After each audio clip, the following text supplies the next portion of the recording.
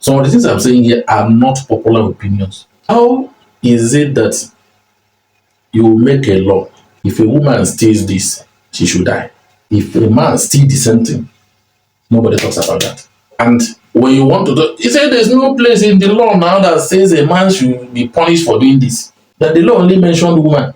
In many cultures today, there are some cultures that if you hear them, you become very uncomfortable, even when you are not from that side. You hear cultures of when a married woman commits adultery, that it is the woman now and the children that will die, especially if she gets money from that person. Yeah. Go to some culture, some other cultures.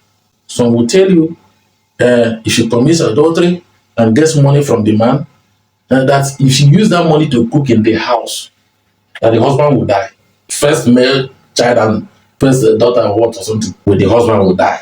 Now I've been wondering, how is it supposed to concern these people who knows have no hand in this in this atrocity? who made this type of law?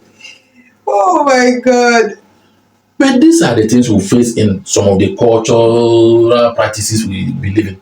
I used to tell people, like I didn't want to go into, but I want to hint it a little. Some of the things we practice today as a religion, I practice Christianity from the part of the world where I come from. Some of the things we practice today are cultures, man-made cultures that we roped into what they now call religion, and we are mixing them up to practice. Let me leave that one at that. Please, can you give examples? There are so many examples now. Examples of where somebody who claims to be a Christian will carry a Bible to teach something. He will tell you, read something, saying a different thing, and explain a different thing to you, and force you to believe it. There are many. Me and you now today, we're talking about just about divorce now, where you were told conditions of divorce. Do you think whoever wrote that thing thought it through? They won't write it. Yeah, I don't think so. That's just one. There are so many of them. There are so many of such things. There are so many of such statements you read, and you'll be wondering, so who wrote this? But that's the life we live in. There are a lot of mix up everywhere.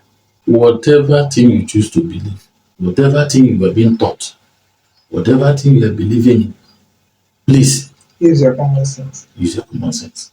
I'm not saying you shouldn't believe what you are being told or if you choose to. Learn to also ask questions. Get clear clarifications. So we are expecting your questions. Get clarifications in most of these things.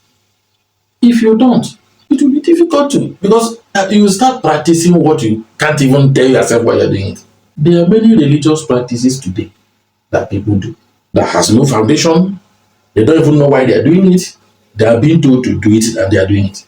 And if you ask them to explain, they'll start seeing you as somebody who is even against their God. What type of life is that? That you live a life where you can't question what you are doing. If you try to question what somebody is doing, it becomes an offense. If you try to question what you are being told to do, they see you as an enemy. And I start wondering, so why were you now created with sense? It would have been made to be robotics, right? You should have become one zombie somewhere now, so that you just be programmed and somebody come and type in some code into you, you start behaving the way it wants. When he goes, another person comes, type in something, the code. you say to you again, you start behaving the way the person wants.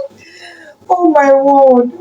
Oh, And I got to think of it, how would you even allow somebody be the one controlling a human being like you? You can't control the person, but the person can control you. And you tell me you still have yourself, you not lost your mind.